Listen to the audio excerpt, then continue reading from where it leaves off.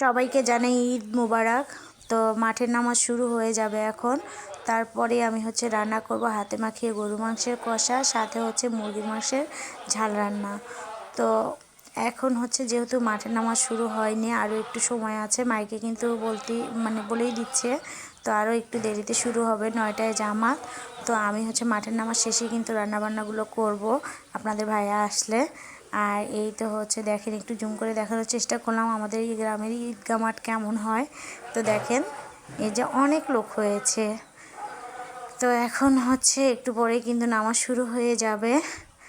আর এদিকে দেখেন নামাজ শেষ, সব মুসল্লিরা কিন্তু এই যে চলে যাচ্ছে। তো এরপরে আমি তো রান্নাবান্নার জন্য সব কিছু রেডি করে নিয়েছি। সকালে সবাই সেমাই খেয়েছে। এদিকে মেয়ে কিন্তু তার বাবার সাথে গেছে। এই দেখেন বাবার কোলে চলে আসতেছে, হেঁটে আসতেছে না। তো বাবা মেয়ে যে আসতেছে। তো আপনাদের ভাইয়া কিন্তু এই যে খুবই সিম্পলভাবে মাঠে গিয়েছিল, সেই রকমই সাদাসিধে লোক। আর এই যে দেখেন মেয়ে কোল থেকে নামতে দিয়েছে না, মনে হয় কান্না করে দেবে। তো যাই হোক, এখন আপনাদের ভাইয়া চলে আসছে, এখন রান্না করতে যাব। কোনো কাজ না, আজকে শুধু রান্না হবে। তো আজকে রান্না করব হাতে মাখিয়ে বড় হাঁড়িতে গরুর মাংসের কষা, সাথে দেশি মুরগির ঝাল ঝাল কষা। তো সবাই দেখতে থাকেন আজকে কিভাবে বড় হাঁড়িতে মাটির চুলায় রান্না করা হয়।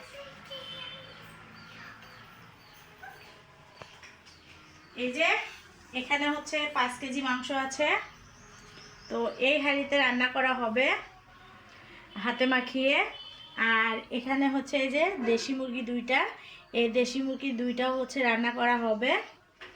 তো আমি এখন হাতে মাখিয়ে নেওয়ার জন্য সব কিছু রেডি করে নিয়েছি। এখন এই হাঁড়িটা হাতে মাখিয়ে নেব। এখন মাংসগুলো এই যে দিয়ে দিচ্ছি। মাংসগুলো কিন্তু ভালোই আছে, খারাপ না, বুঝছো? একটু তেল আছে, তেল বেশি আছে। হ্যাঁ। এখন দিয়ে দেবো এই যে আদা বাটা। যখন বেশি মাংস হয় তখন কিন্তু হাঁড়িতে রান্না করলে বেশ মজাই লাগে হাতে মাখিয়ে। এখন দিয়ে দেবো রসুন বাটা।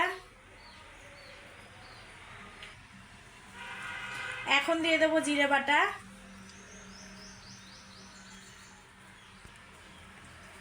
এখন দিয়ে দেবো সয়াবিন তেল। এখন দিয়ে দেবো হলুদের গুঁড়া।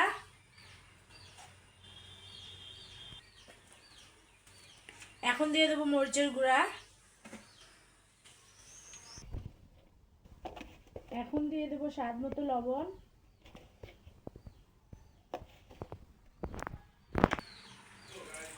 এখন দিয়ে দিলাম গরম মশলা, তেজপাতা, ডালচিনি।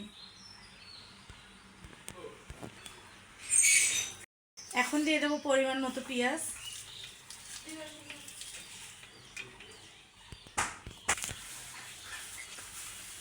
সব কিছু দেওয়া শেষ, এখন হাতে মাখিয়ে নেওয়া হচ্ছে।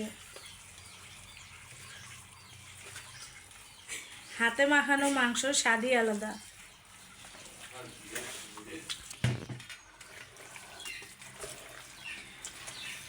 এই তো দেখেন হাতে মাখিয়ে নিলাম, কালারটা কিন্তু খুব সুন্দর হয়েছে।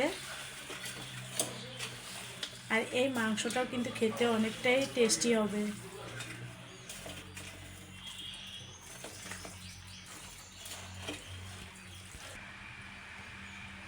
সামান্য একটু হাতটা ধুয়ে পানি দিয়ে দেবো।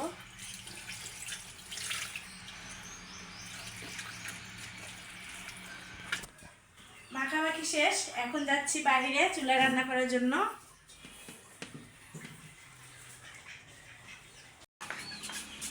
চুলার রান্না খুবই মজা হবে।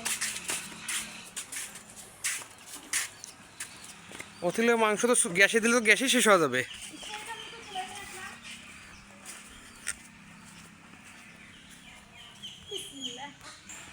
তো নিয়ে আসলাম চুলায়, এখন জালটা ধরিয়ে রান্না করব, তারপরে মুরগির মাংসটা রান্না করব। কালকে বৃষ্টি হয়েছে, দেখেন কি অবস্থা, বাগানে পানি জমে আছে।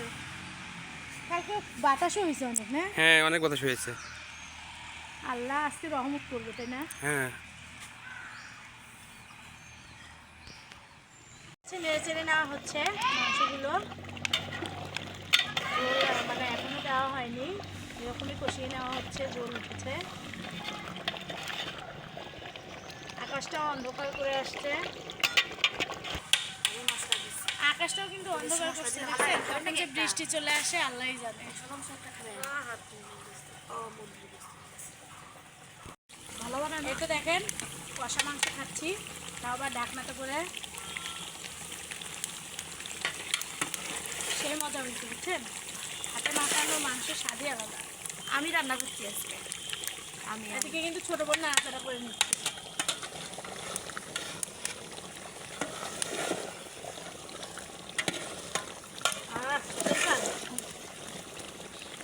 কষানো মাংসের স্বাদই আলাদা।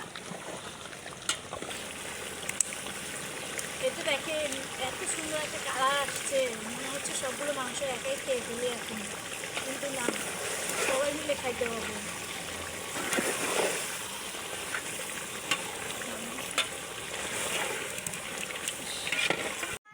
এই তো গরুর মাংস কষা হয়ে গেছে, এখন মুরগির মাংস রান্না করে নেব। দিয়ে দেওয়া হলো পেঁয়াজ কুচি,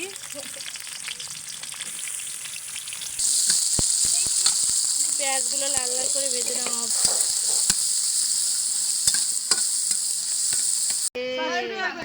এই যে আমার খালাতো বোন দেখেন নতুন ড্রেস পরে চলে আসছে।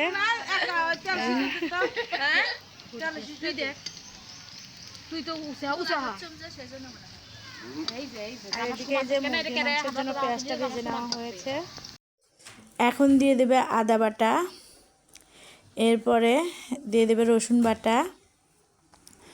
তো আজকে কিন্তু একটু হচ্ছে মাও হেল্প করতেছে, তো এখন দিয়ে দিল একটু পানি।